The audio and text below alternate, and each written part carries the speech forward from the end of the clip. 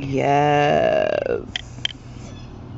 All I want to think about is my summer vacation. Yes.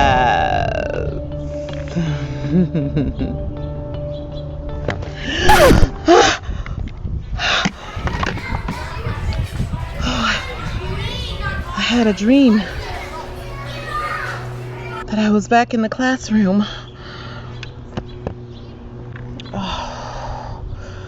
I dreamed that I was thinking about my lesson plans. To think about lesson plans on my summer vacation. That's so crazy, isn't it?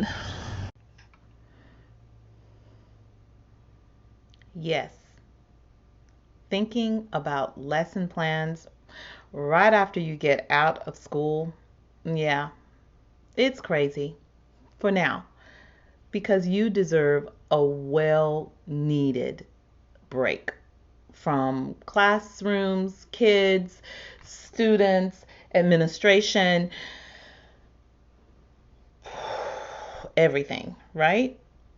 So please, please turn me off, but please make sure that at some point in time you set an alarm to turn me back on. Because what I've got to say, I think it's going to help you. In fact, I know it will. Backwards lesson planning. I've got some ideas.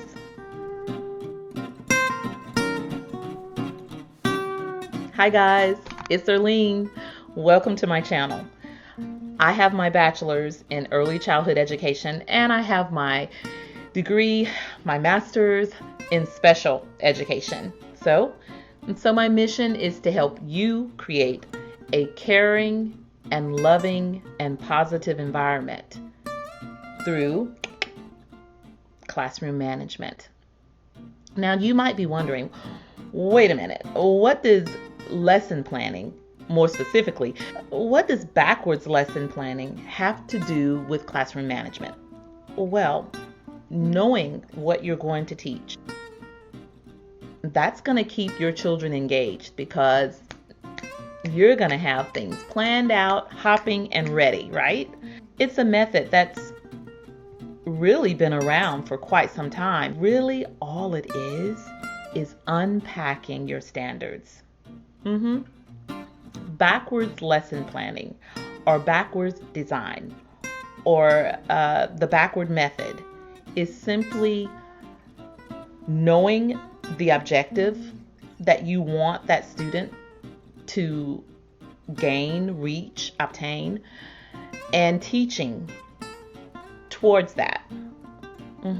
It's kind of starting out backwards because you know where that child should end up. You know the end result that you want for that child. And so you start there and work your way backwards. You start with the end goal in sight. And then you look at the child, right? And you bring that child to that objective or that end result. Now, in doing this, there are many things you're going to have to take into consideration. Where the child is. If that child academically is behind when you get him, which oftentimes that's what we're faced with as teachers. They come to us not ready to sprint ahead. A lot of times we have to catch them up. So, in order to think ahead for next year and have a backward design in place, in all honesty, as a teacher, we're doing it already, right? We're already doing this, but just never called it a backwards planning. Anyway, if you want to implement the backward method, there are 4 tips 4 tips, and these tips are taken from the www.edutopia.org. And the first one is to take a look at the standard. Look at the standard and unpack it. See what the objective is. See what the goal is, the end result. Where do you want that child to be? That's number 1. Number 2 is to make a list of the skills that are needed. Make a list of the skills that that child will have to have in order to meet that goal. Number 3, we need to create an assessment that will demonstrate whether or not the child has mastered these skills. Number 4 is to create a lesson plan that leads up to all of these skills.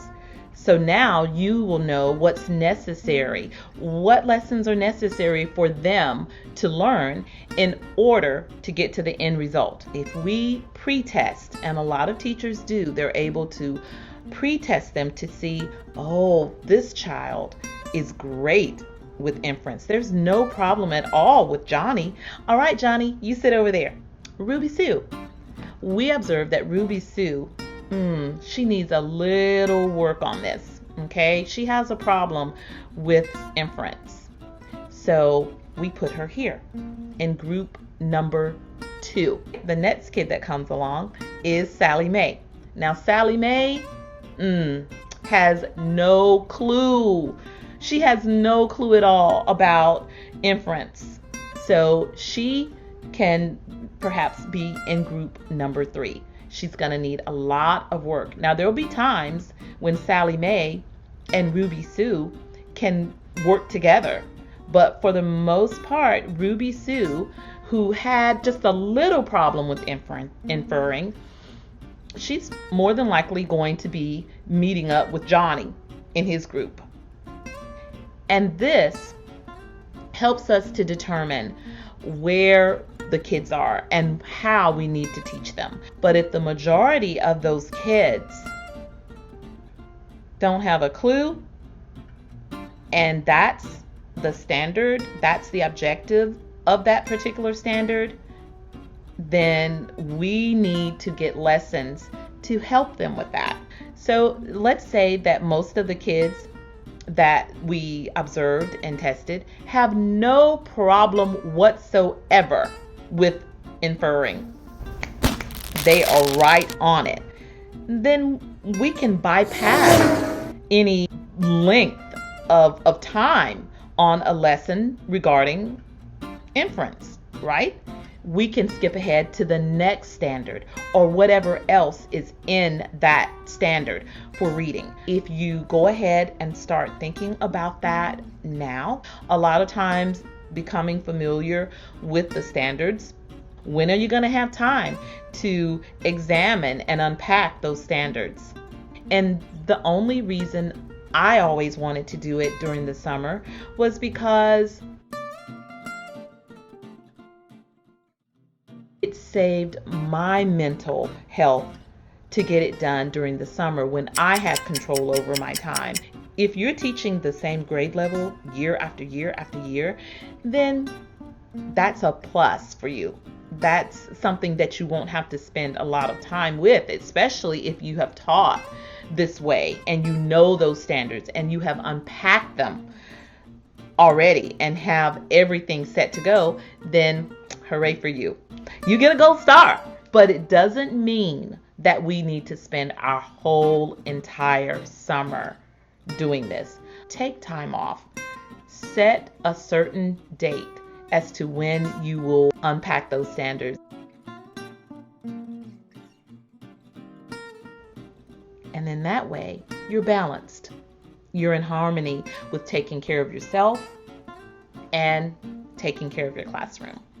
But I would like to know, what do you do during the summer? How long do you take off before you delve back in or dive back into all things classroom? And thank you so much for the privilege of your time. And remember, you can create a positive and caring environment. Just show some love. I'll see you next time. Bye-bye.